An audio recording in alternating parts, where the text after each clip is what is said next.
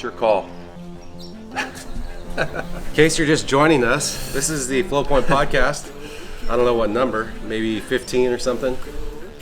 This is Tony Klarich. If you've never heard of Tony Klarich, you're living under a rock, or you're older than 12. No, you would be older. No, yeah, exactly. I always tell people he's the guy that flips on a slalom ski because he did at one point. He's since retired from doing front flip on a slalom ski, but we all know, Tony included, that he could do it if in fact he put his mind to it. He may have some bumps and bruises after, but anyway, that's not why we're here. We're here at the Ridge because Tony's up for a little HO product shoot, and we're getting ready to head to Lake Oroville to do some filming. What were you just talking about? World Championships as a baby? Yeah, okay, that's good. So I got picked to represent the U.S. at the World Show Ski Championships last year. And as you know, as some people may know, I ride this, that, and the other. And I said, hey, you guys, you know what I ride, whatever you want, I'll bring it out. And one of the things they asked me to bring was the baby costume. So I ride on this thing called the ski skimmer, which is made for like 3 to 5 year olds. Yeah. Put the vest on upside down so it looks like a diaper, put a bonnet on my head, and it's baby Tony. So they said, well, bring the outfit for that. Do you make the baby sounds and everything with it, or you just let the costume speak for itself? I have a binky. Yeah, he's got a binky. I got a binky. So we're running through practice before, and I'm on the dock, right, representing the U.S., and I'm thinking, how did I get to this place? Wearing a baby costume what's it come to? World Championships. Fortunately, that act got cut for the actual event, but still, it was a moment of revelation. But you got to try a lot of stuff to see what sticks. Of all the people I know, you try the most stuff. Yeah, that's the fun part. The problem is it all sticks. He does everything. Okay, so we're going to do some rapid fire questions. First question is going to be, first time you got published or got your picture in a magazine. Do you remember? Yeah, I do. Actually, it was Kneeboarding was just breaking in. At the time, it was called World Water Skiing Magazine. It was probably about 80 or 81, something like that. Photo by Art Brewer, pretty famous surf photographer. I don't know, some people may know his name. Anyway, our big act, my uncle being the co-inventor of the kneeboard in 1972. Who's your uncle? Mike Murphy, legendary waterman.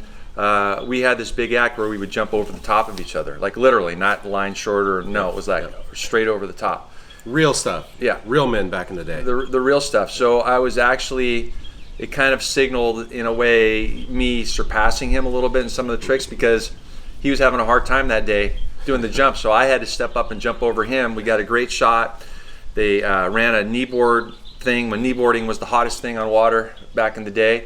And it was like Camille on the O'Brien, Sammy on the hydroslide. I was on the ski master thing jumping over him, and then someone else was the fourth photo. So somewhere way back then, it was pretty good company. I was gonna say that's great company, legends in my 3-event discipline, but you're right there in the middle of it. So kneeboarding started. You rode the first original kneeboard.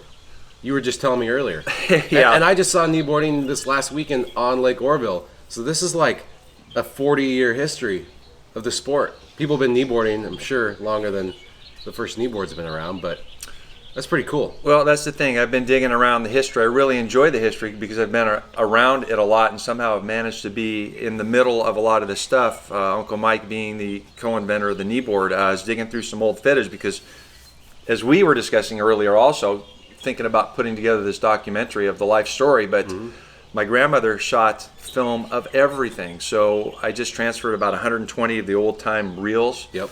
To digital stuff. That's awesome. And I found stuff of myself riding probably 1970 or thereabouts on not just the first kneeboard, which was the knee ski, but the demo of the first kneeboard.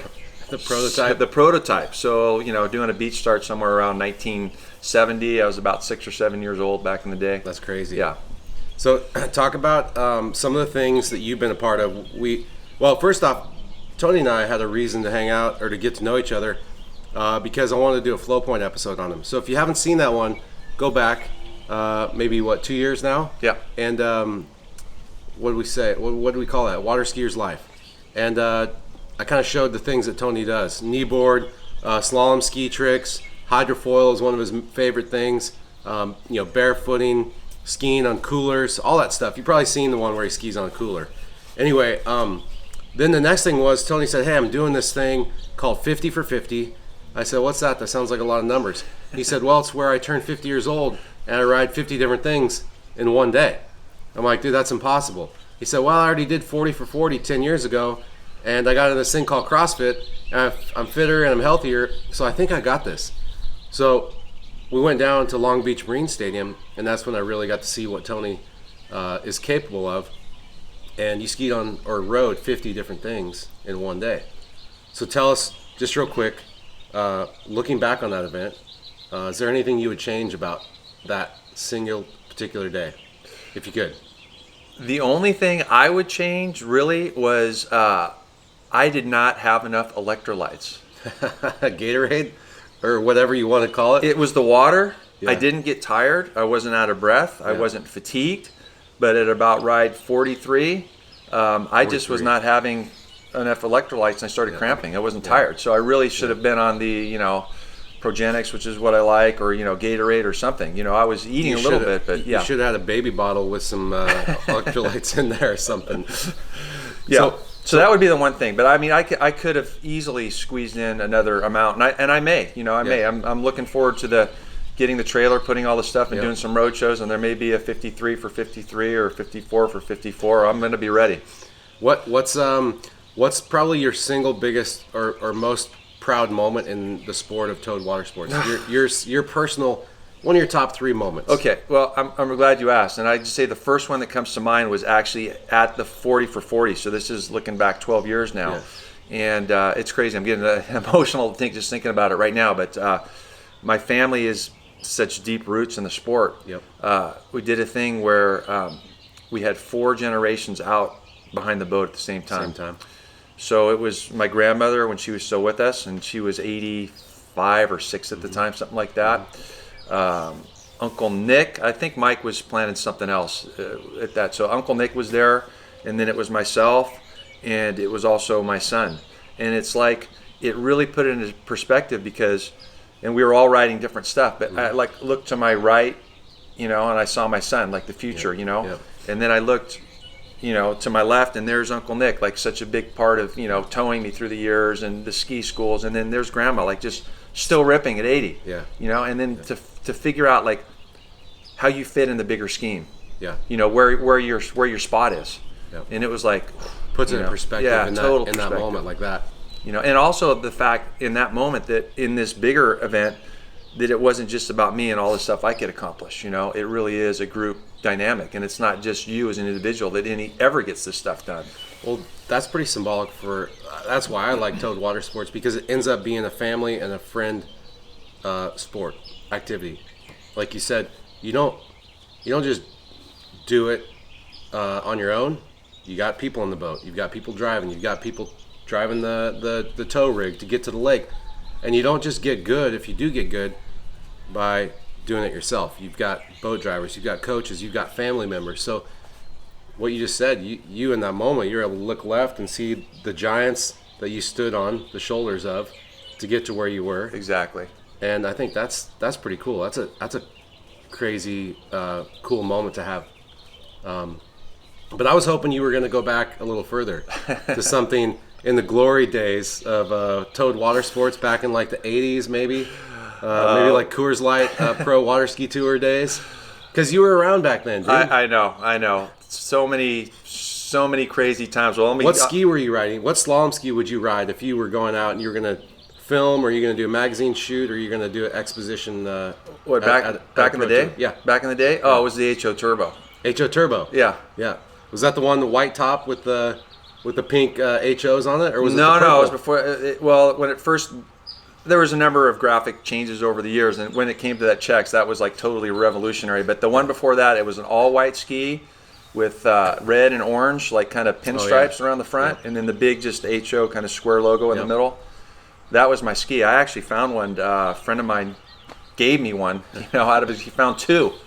It's like yes. It's cobwebs. Can you use this? You're like, yeah, I can. I took it out, and I put on the old vest from '85 and some shorts, and took like a nostalgic ride on it. That ski, there's a reason that ski was popular. That's a great ski. I mean, hand it to her for making such great product, and loved it. But of course now Marcus, it's the Freeride. I mean, that's my ski of choice now for that, and you had a little something to do with that. But did I tell you? I love that ski. It's that true. Every time I ride that ski.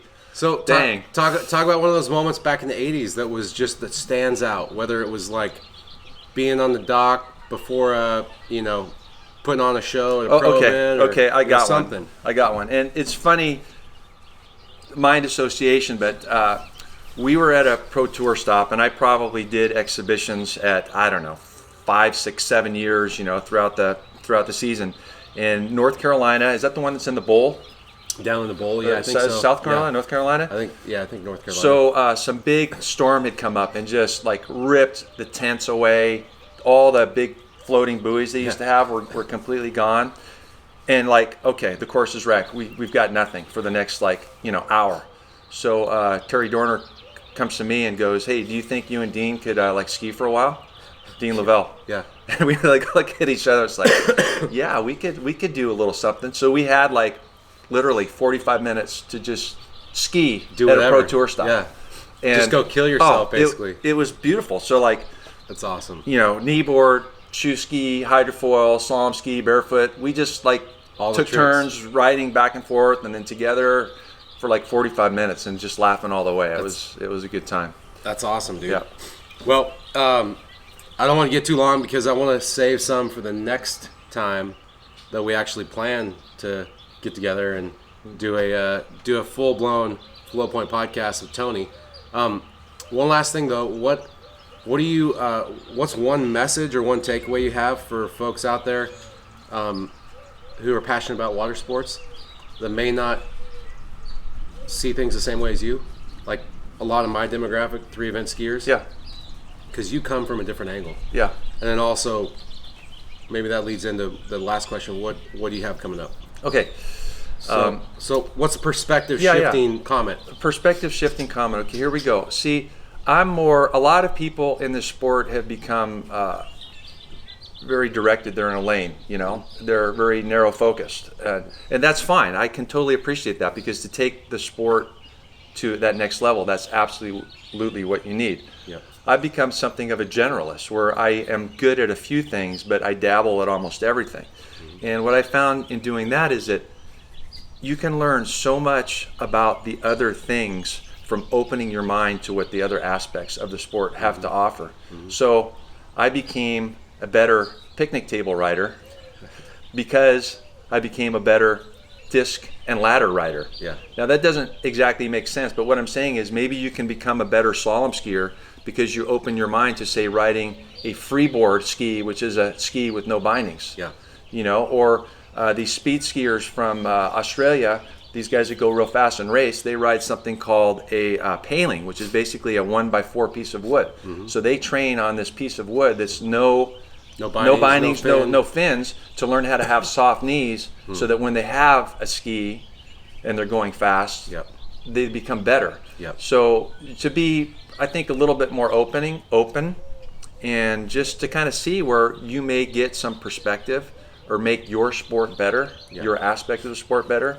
So you're a generalist, and you do everything. Yeah, pretty much. A little bit of everything. You're on this, and sometimes it makes it hard for people to relate, to say, "Oh, I don't really get what Tony's doing. He's riding coolers, he's hydrofoiling, he's riding oars, he's riding Guinness Book of World Records." But then you've got people who tend to be more like private lake skiers who are just doing one thing. So what you're saying is, you don't have to be like me, but you might want to think about branching out just a little bit, because it might actually make you better on a slalom ski. I know 100% for sure that's true, because I've experienced it myself. I know it is, because it opens doors that you can never get to otherwise. Like muscle memory doors, mental, emotional doors, whatever it is. A new insight. Yeah. A new insight. So what is Tony Klarich doing? What do you have coming up before we close out? Yep. Well, Marcus, as you know, the next big project is the documentary that tells our life story in skiing, and it's not just our life story, myself, my uncle, my family, but that story also becomes the story of the history of the sport, because somehow or another we've managed to be in the middle of all this stuff: the first kneeboard, the first hydrofoil, the first hot dogging, the pro tour in the beginning, Our training boat was the first boat that had the extended pylon on the top of it. It's like thing after thing after thing. You guys are right in the middle of it. It is right in the middle of it. So that story is going to be the story of the sport, and to inspire people that, hey, just because you're 40 or 50 or 60, it's not over. There's still so much to do. And by keeping ourselves fit through, eating not crazy, and exercising, man, you can extend. So I'm going to get all my stuff. I'm getting together a trailer. I'm taking it on the road. The first stop's going to be the Speed Ski World Championships up in Renton, Washington. Nice. Going to do a little 1-hour presentation at the hotel there, talking about the history, and then do some exhibitions over the weekend, and hopefully take this equipment on the road kind of as a mobile museum to show people what the aquaplane was that was the precursor to water skiing. The original water ski. The original water ski, to show people the original Scurfer, like the original one from '85. To actually put your hands on it, to see where the sport came from, and then to give people an opportunity not just to learn about it, but to take some of this stuff out and try it, to learn about it, and just share and keep trying to make this sport that we love, relevant, and figure out how to not only share it with this generation, but how to push it forward into generations to come. I'm real excited about that. And thank you, Marcus, for your aspect of keeping it going, man. Seriously. Oh, man, I was going to tell you thank you, because I don't think anybody else is thinking along those lines of let's try to take a different approach or a different angle at how are we going to introduce new people or current people, get them thinking in a different way about the sport. And I think that's awesome. Going on the road, having these old, not relics, but these historical pieces, and letting people touch them, feel them, learn about them, maybe go ride them, and then inspiring the youth. Because that's, remember Terry Winter and I watching a commercial while we're watching the pro tour of you doing a front flip, and I'm like, dude just did a front flip on a slalom ski, and I always remember that, and that's why I always bring it up. And those moments are the moments, and you never know when you're going to create one of those moments for somebody out there. But all you can do is try. Yeah. And that's what's cool, is you're still out there trying. You're still trying to push the envelope. So, Marcus, before you wrap, I've got one last thing. Okay. So you mentioned that. We talked a little bit about this earlier, and I'm taking my pitch to the people, the YouTube people, the podcast people. It's one of my dreams moving forward to do something that I want to call Ride Your Age. Yeah. Okay, so I want to take kids from, say, age 4 to 15 or something like that, and have them ride whatever their age is. So I did 50 items when I was 50. If you're 6, you do 6 items. If you're 12, you do 12 items. Yeah. 6 different items, right? And I turned it into a contest, basically an online contest. It would either be a video or photo-based contest. And, get someone out there to get some support and put up some prizes to get these kids not only riding this stuff, but have a reason to say, Mom and Dad have a kneeboard, right? That's catching a little dust. Yeah. Well, now this kid is in this contest. He's going to have a reason to not only ride the kneeboard for the contest, but to try to do a cool move. And maybe not necessarily some big move, but whatever he can do to make it look cool for his video that he's presenting. So where you don't have anything formulated yet, but you're going to obviously have something through your Instagram channel or otherwise? Okay. No, I'm going to do it. Whoever I can get involved Sounds with like this a great idea. I mean, what's wrong, folks? Should we get this going or what? Ride your age. Yep. If you're 7 years old, you got to go find 7 different things to ride behind the boat. You put together a 3-minute video, and we're going to figure out a way to give some prizes and just get behind the boat on all the different aspects that there are, and discover that there's more than just whatever your 1 or 2 things are. There's so much cool stuff out there. And you heard it from him. It's going to make you a better skier. It's going to make you a better jumper. It's going to make you a better hydrofoiler. Whatever your forte is, it's going to make you better at that. All you got to do is go out and ride a cooler. Thanks for the time, Marcus. Or a gas can. Yeah. Thanks, Tony. Appreciate it. Thanks, guys. Peace to the people.